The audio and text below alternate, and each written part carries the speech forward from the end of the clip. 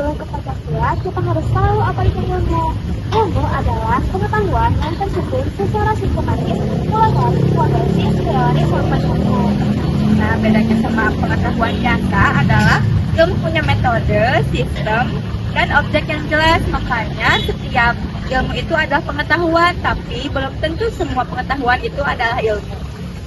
Pengetahuan sendiri ada 4 nih, yaitu common sense, ilmu, filsafat, dan agama. Dan perkembangan ilmu dari zaman kuno sampai zaman sekarang menghasilkan proses ilmiah dan teknologi yang kita pakai hingga sekarang. Iptek itu perlu arah supaya nggak merusak manusia dan juga lingkungan. Nah, Pancasila menjadi nilai dasar. Karena Pancasila mengandung nilai moral, etika, dan kemanusiaan, jadi ilmu itu tetap beradab. Sila memiliki peran masing-masing loh. Yang pertama, tidak merusak alam atau manusia. Yang kedua, menjunjung tinggi martabat. Yang ketiga, memperkuat persatuan. Yang keempat, bersifat demokratis. Dan yang terakhir, berkeadilan sosial. Kalau soal ilmu bebas nilai, banyak yang bilang sih ilmu itu bebas atau netral. Tapi, kata Sastra Padega menekankan ilmu harus mempertimbangkan kemanusiaan, keadilan, dan etika. Jadi bukan tentang yang bebas nilai. Intinya, Pancasila memberi rambu agar kita tidak keluar dari nilai bangsa. Kemajuan teknologi juga bisa berdampak negatif, seperti konsumerisme, globalisasi, dan juga kerusakan lingkungan. Dan nilai iptek dari luar itu kadang bertentangan dengan budaya kita. Makanya kita perlu filter Pancasila. Tantangannya yang pertama globalisasi, kedua kapitalisme, ketiga masyarakat konsumtif, dan daya saing iptek yang masih rendah. Maka pengembangan ilmu itu harus berdasarkan pada kemanusiaan, keadilan, dan juga identitas bangsa. Biar apa? Biar teknologi maju, tapi tetap bermoral. Jadi, iptek tanpa nilai Pancasila itu berbahaya, tapi iptek berbasis Pancasila membawa kemajuan yang humanis.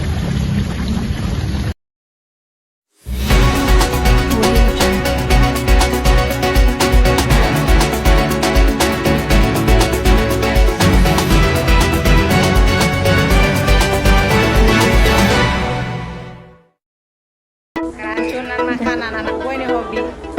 Pemirsa, kasus keamanan pangan kembali mencuat dan meresahkan masyarakat. Pertama, produk Laltiau dinyatakan terkontaminasi bakteri yang menyebabkan sejumlah konsumen mengalami keracunan meskipun beberapa merek Laltiau sebelumnya sudah mengantongi izin BPOM. Namun setelah insiden ini, seluruh izin BPOM untuk Laltiau langsung dicabut dan dilindungi masyarakat. Di sisi lain, produk pokok terbukti mengandung natrium dihidroasetat, yaitu bahan pengawet yang dilarang dalam pangan menurut peraturan BPOM nomor 11 tahun 2019 karena seharusnya hanya digunakan dalam kosmetik.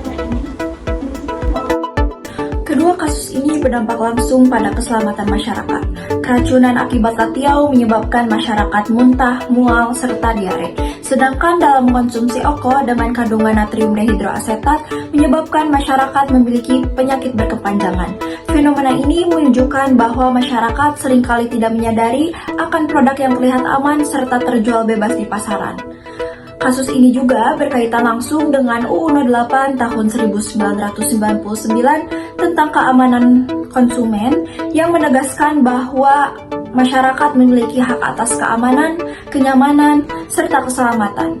Jika produk berbahaya beredar luas di pasaran, maka hak tersebut jelas terabaikan. Kasus ini juga menunjukkan pentingnya penerapan nilai-nilai Pancasila. Yang pertama yaitu sila kedua, kemanusiaan yang adil dan beradab. Keamanan pangan adalah bentuk penghormatan terhadap martabat manusia.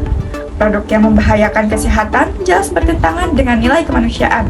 Yang kedua, sila kelima, yaitu keadilan sosial bagi seluruh rakyat Indonesia. Semua warga tanpa terkecuali berhak mendapatkan akses terhadap makanan yang aman.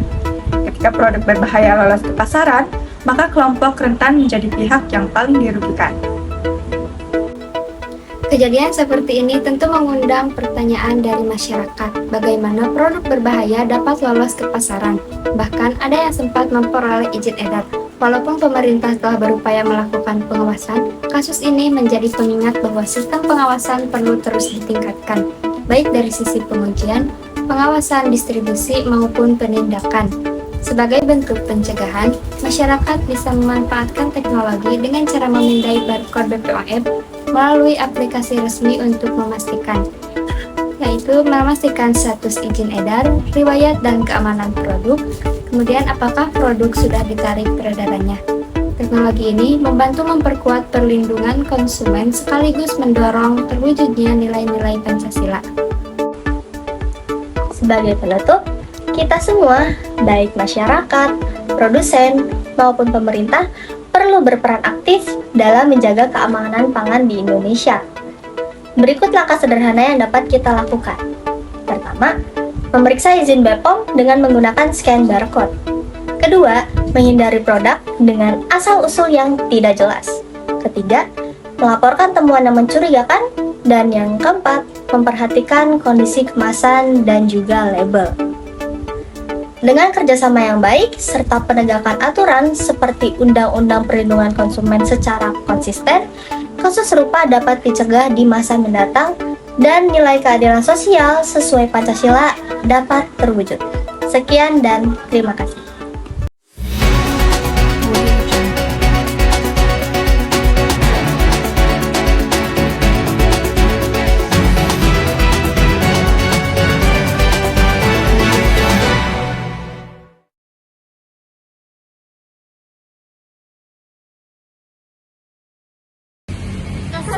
Pesan belajar sama Padi. Yang pertama, videonya keren-keren.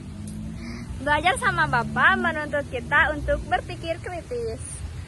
Selama belajar sama Bapak, aku enjoy banget.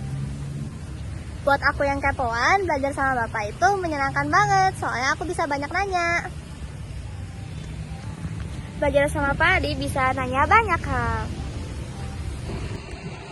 Pesan dari kita buat Pak Adi, semoga Bapak sehat dan sukses selalu. Terima kasih Bapak. One is the loneliest number that you'll ever do. Two can be as bad as one. It's the loneliest number since the number one. One is the loneliest number that you'll ever do.